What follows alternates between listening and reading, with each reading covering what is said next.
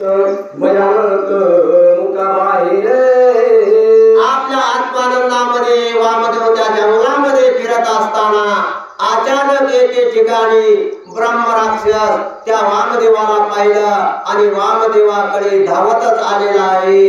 ब्रह्मा राक्षस असणारा फार दिसायला विचित्र अशा प्रकारचा होता. मोठाच्या मोठा दिप्पाड देह, मोठच्या मोठं लाल बुंद असणार त्याचं कपाळ, त्याच्या डोक्यावरती उभे राहिलेले विचित्र अशा प्रकारचे केस, लांबच्या लांब त्याची जीभ आणि मोठा असणारे त्याचं तोंड आणि त्या तोंडामधून बाहेर निघलेली दात, म्हणजे विचित्र अशा प्रकारच्या त्या राक्षसाचं वर्णन केलेलं आहे. आणि असा असणारा ब्रह्मराक्षस त्या वामदेवाला पाहून त्यांच्या जवळ आलेला आहे.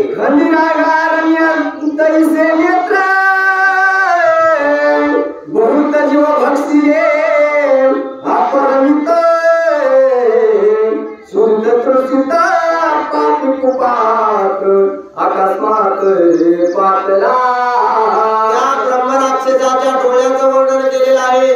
ब्रह्मराक्षसाचे डोळे लाल बुंद, म्हणजे खायराच्या लाकडाचा जसा लाल विस्त असतो त्या विस्तवासारखे असणारे त्याचे लाल बुंद डोळे आहे. त्याच्याकडे पाहिलं तर पाहणारा भीतीने त्या ठिकाणी त्याचा प्राण जाईल की काय, अशा प्रकारचं स्वरूप त्या ब्रह्मराक्षसाचं.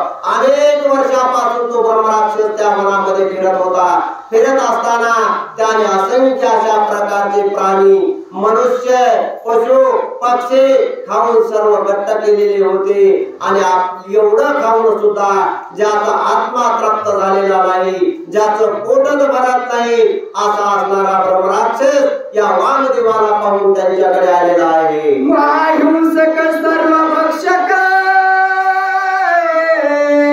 तिने वामदेव देखिला पुण्य श्लोक गाभोनिया काय कंची गालीत मिठीच्या. या ब्रह्मराक्षसानं ज्याला पाहिलं त्याला त्याला खाऊन टाकलं. आणि कितीही प्राणी, पशु खाल्ले तरी ज्याचं पोट भरत नव्हतं, असा खदाड असणारा हा ब्रह्मराक्षस आहे. आणि त्याच ब्रह्मराक्षसानं वामदेवाला पाहिलं आणि धावतच तो वामदेवाच्या जवळ गेलेला आहे. परिस्थिती झगडता पूर्ण तात्काळ होय दिवे सुवर्ण हे विद्याच्या अंग स्पर्श करून मोठी पारटणी तयाची. तो ब्रह्मराक्षस धावतच गेला आणि धावतच जाऊन त्या वामदेवाच्या गळ्याला त्यांनी मिठी मारली. बहुतेक वामदेवाला सुद्धा खाण्याच्याच इच्छेने तो गेलेला असावा आणि म्हणून वामदेवाला मिठी मारली. मिठी मारल्याबरोबर त्या ठिकाणी चमत्कार झाला.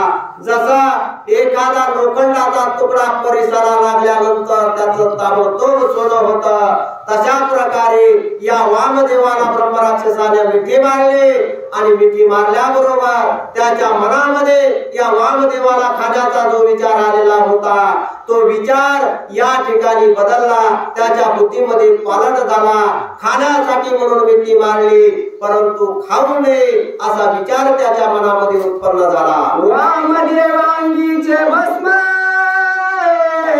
त्याच्या लागले उत्तम सर्वव्रती झाली पर भाव पालटला. वामदेवाला मिठी मारल्याबरोबर वामदेवाच्या अंगाला जे काही भस्म लावलेलं होतं ते भस्म या ब्रह्मराक्षसाच्या अंगाला लागलं. आणि त्या भस्माच्या स्पर्शाने या असणाऱ्या ब्रह्मराक्षसाच्या बुद्धीमध्ये पालट झाला. त्या वामदेवाच्या शरीरामध्ये जे काही सत्वगुण होते, त्या भस्मामध्ये जे काही सत्वगुण होते, त्या सत्वगुणाच्या स्पर्शाने हा असणारा तमोगुणी वृत्तीचा, तमोगुणाचा ब्रह्मराक्षस याच्या सुद्धा बुद्धीमध्ये पालट झाला. खाण्याच्या विचाराने गेलेला ब्रह्मराक्षस त्या ठिकाणी ते भस्म अंगाला लागल्याबरोबर त्या वामदेवाचा स्पर्श झाल्याबरोबर तो त्याच्यामध्ये सत्वगुण आले आणि त्या वामदेवाला खाण्याचा विचार त्याने सोडून दिला. आपुल्या अंगी झगटून उतरला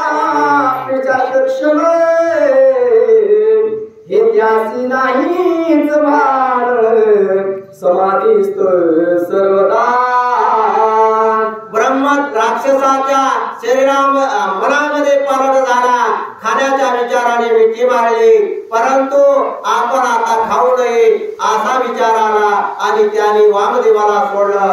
परंतु वामदेव मात्र त्या ठिकाणी ध्यान लावून बसलेले होते, भगवंताच्या चिंतनामध्ये बसलेले होते, भगवंताचं नामस्मरण करीत होते. या ब्रह्मराक्षसाने मिठी मारल्याचं भान सुद्धा त्या वामदेवाला राहिलेलं नाही. अशा असणारे देहापासून बाजूला गेलेले वामदेव त्या ठिकाणी बसलेले आहे आणि ब्रह्म राक्षस असणारा त्याला पाहू लागलेला आहे.